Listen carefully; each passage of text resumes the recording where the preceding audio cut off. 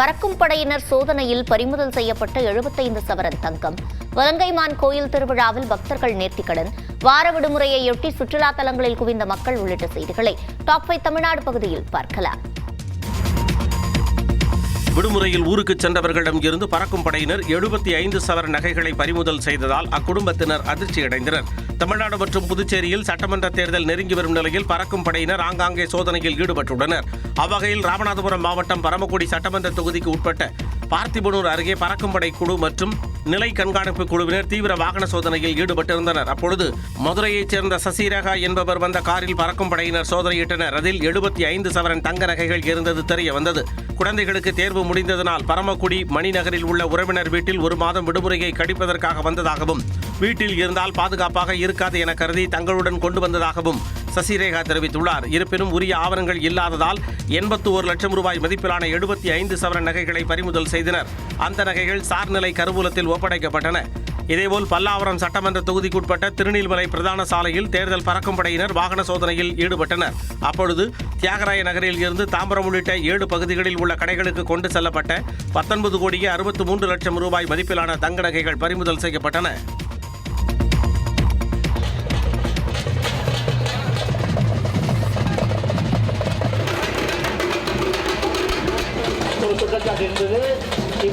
திருவாரூர் மாவட்டம் வலங்கைமானில் கோயில் திருவிழாவில் பாடைக்காவடி எடுத்து பக்தர்கள் நேர்த்திக்கடன் செலுத்திய காட்சிகளே இவை. குடமுருட்டி ஆற்றங்கரையில் மகாமாரியம்மன் கோயில் அமைந்துள்ளது. இங்கு பங்குனி திருவிழாவையொட்டி பாடை கட்டி காவடி எடுக்கும் விழா நடந்தது. இதில் தீராத நோயால் பாதிக்கப்பட்டவர்கள் நோய் குணமடைய வேண்டிக் கொண்டு உடல் நலம் சரியானதும் இந்த கோயிலில் வந்து பாடைக்காவடி எடுத்தனர். பச்சை மூங்கில் மற்றும் தென்னங்கீற்றால் அமைக்கப்பட்ட பாடையில் உயிரோடு இருப்பவரை படுக்க வைத்து இறந்தவர்களுக்கு செய்யும் அனைத்து இறுதி சடங்குகளும் அவர்களுக்கு செய்யப்பட்டது.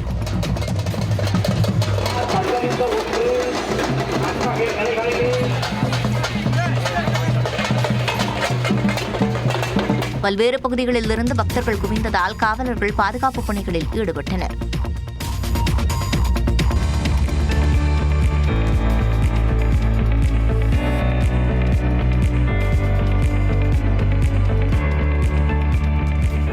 சென்னை பெசநகர் கடற்கரையில் வாக்களிப்பது தொடர்பான விழிப்புணர்வை ஏற்படுத்த சென்னை மாநகராட்சி சார்பில் மேற்கொள்ளப்பட்ட நூதன பரப்புரைதான் இது. பொதுவாக நகரப்பகுதிகளை விட கிராம பகுதிகளில் வாக்களிப்பு சதவீதம் வெகுவாக குறைந்து வருகிறது. இதை கருத்தில் கொண்டு நகரின் பல்வேறு இடங்களில் வாக்காளர் விழிப்புணர்வு நிகழ்ச்சிகள் நடைபெற்று வருகின்றன. பெசநகர் கடற்கரையில் கையெழுத்து இயக்கம், என் வாக்கு என் உரிமை, உறுதிமொழி ஏற்பு உள்ளிட்டவை மூலம் விழிப்புணர்வு ஏற்படுத்தப்பட்டது. பின்னர் பாரா செயலிங் மூலமாகவும் வாக்காளர்களிடையே விழிப்புணர்வு ஏற்படுத்தப்பட்டது.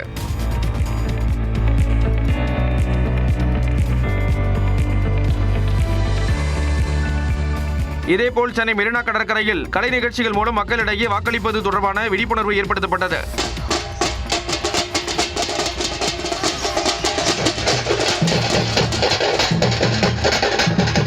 இந்நிகழ்ச்சியில் கடற்கரைக்கு காற்று வாங்க வந்த ஏராளமான மக்கள் பங்கேற்றனர்.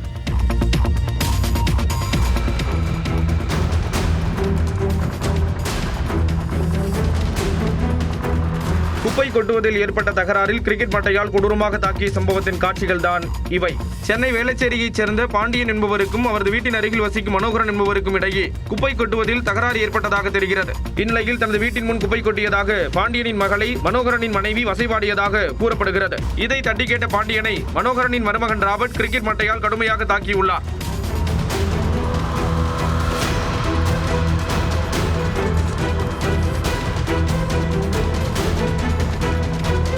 மேலும் மனோகரனை கார் விட்டு ஏற்றி ராபர்ட் கொல்ல முயன்றதாக வீடியோ வெளியாகியுள்ளது.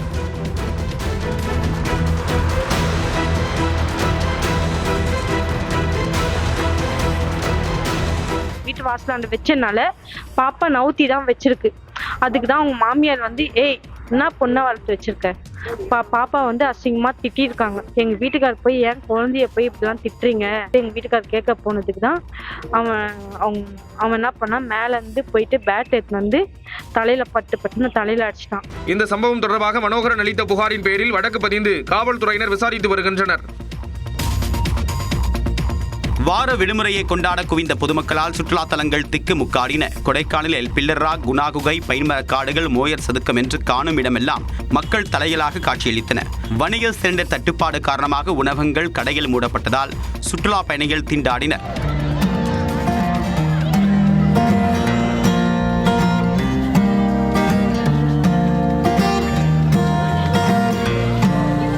உதகையிலும் விடுமுறையை கொண்டாட குவிந்த சுற்றுலா பயணிகள் படகு இல்லம் உள்ளிட்ட இடங்களுக்கு சென்று மகிழ்ந்தனர்.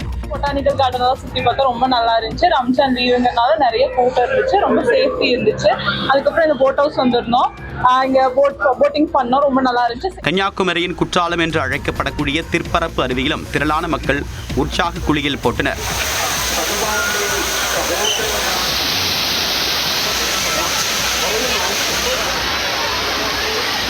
கன்னியாகுமரியில் அதிகாலையிலேயே திரண்ட மக்கள் சூரிய உதயத்தை பார்த்தும் வள்ளுவர் சிலை, விவேகானந்தர் பாறை உள்ளிட்ட இடங்களுக்கும் சென்றனர். புதுச்சேரியில் காங்கிரஸ் திமுக இடையே தொகுதிகளை அடையாளம் காண்பதில் இழுபறி நீடிக்கும் நிலையில் இரு கட்சியினரும் 30 தொகுதிகளில் இன்று வேட்புமனு தாக்கல் செய்ய முடிவு செய்துள்ளனர். 30 தொகுதிகளை கொண்ட புதுச்சேரியில் வரும் 9ஆம் தேதி தேர்தல் நடைபெறுகிறது. இதை முன்னிட்டு காங்கிரஸ் திமுக கூட்டணியில் தொகுதி பங்கீடு நிறைவடைந்துள்ளது. அந்த கூட்டணியில் காங்கிரஸ் 16, திமுக 12, இந்திய கம்யூனிஸ்ட், விசிக தலா ஒரு தொகுதிகளில் போட்டியிட உள்ளன. அதே நேரம் காங்கிரஸ் திமுக இடையே தொகுதிகளை அடையாளம் காண்பதில் இழுபறி நீடித்து வருகிறது. இந்நிலையில் புதுச்சேரி திமுக அமைப்பாளர் சிவா தலைமையிலான திமுக பேச்சுவார்த்தை குழுவினர் வைசியாள் வீதியில் உள்ள காங்கிரஸ் அலுவலகத்திற்கு நேற்றிரவு சென்று பேச்சுவார்த்தை நடத்தினர். அப்போது முன்னாள் முதலமைச்சர் நாராயணசாமி போட்டியிட விரும்பும் நெல்லித்தோப்பு தொகுதியையும் முன்னாள் அமைச்சர் ஷாஜகானின் காலாப்பட்டு தொகுதியையும் திமுகவினர் கேட்டனர். இதற்கு நாராயணசாமி கடும் கண்டனத்தை தெரிவித்து வெளியேறினார். இதனையடுத்து பேச்சுவார்த்தையில் உடன்பாடு ஏற்படாமல் திமுகவினரும் வெளியேறினர். வேட்புமனு தாக்கலுக்கு இன்று கடைசி நாள் என்பதால் இரு கட்சியினரும் தனித்தனியாக வேட்புமனு தாக்கல் செய்ய உள்ளனர். கட்சி தலைவர்கிட்ட கேட்க போகிறோம், கேட்டுட்டு முடிச்சோம்.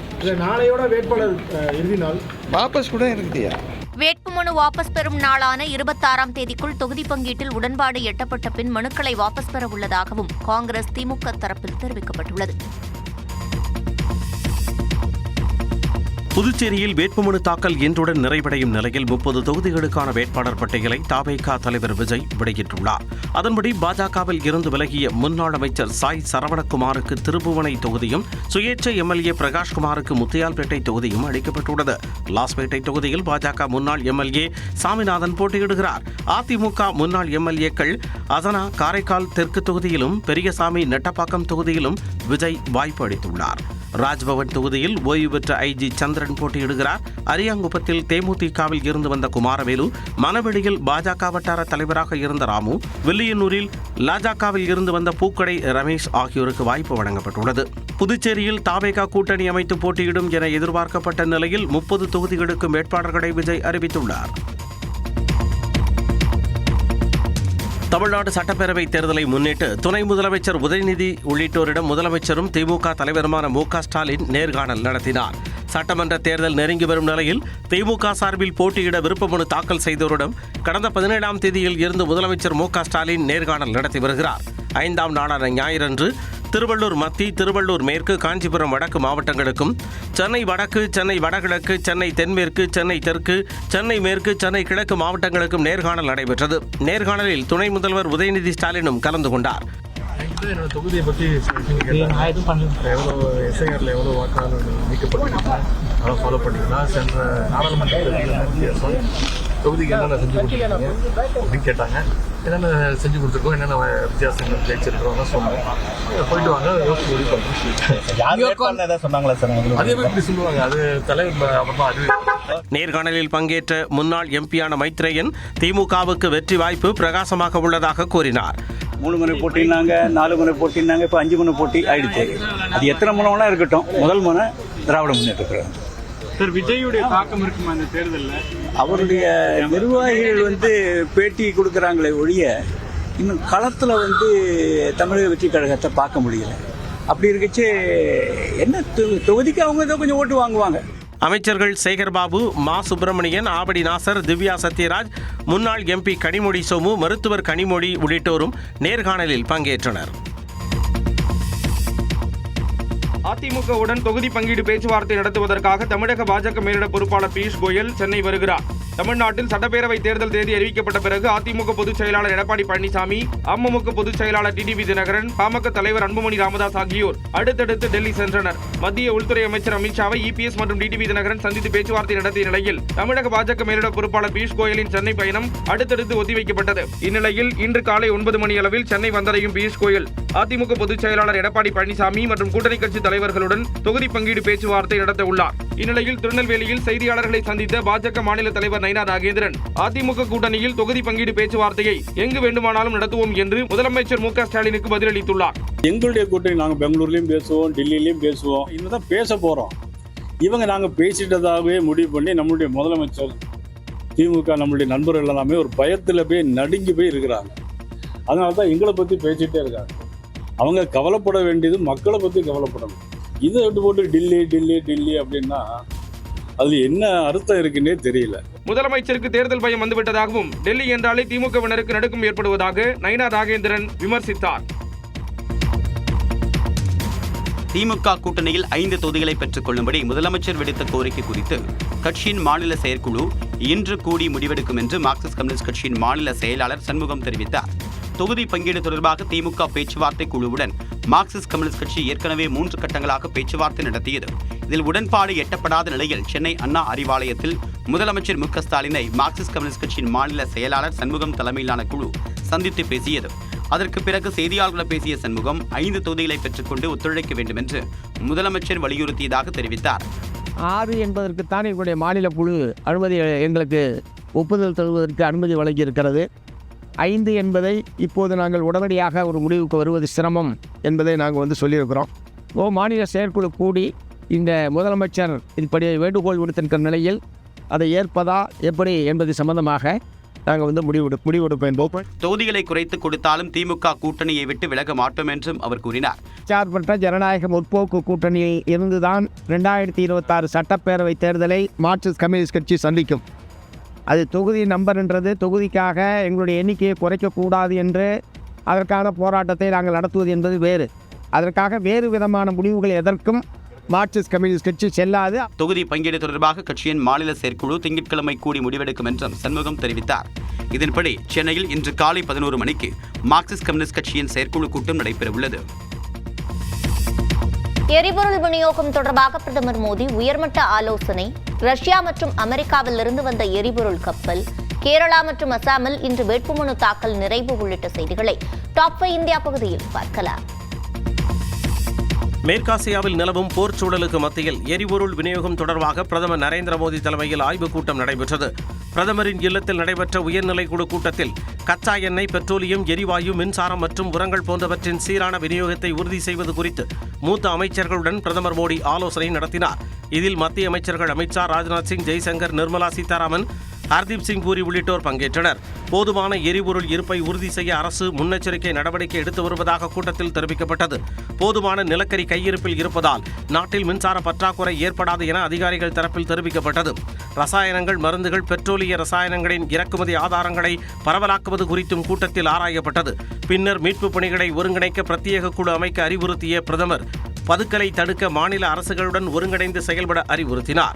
இதற்கிடையே ஈரானுடனான நேரடி பேச்சுவார்த்தையில் இந்திய எரிசக்தி பாதுகாப்புக்கு முக்கியத்துவம் வாய்ந்த 20 கப்பல்கள் உட்பட 22 கப்பல்கள் ஹோர்முஸ் நீரிணையை கடக்க அந்நாடு அனுமதி அளிக்க வாய்ப்புள்ளதாக தகவல்கள் தெரிவிக்கின்றன.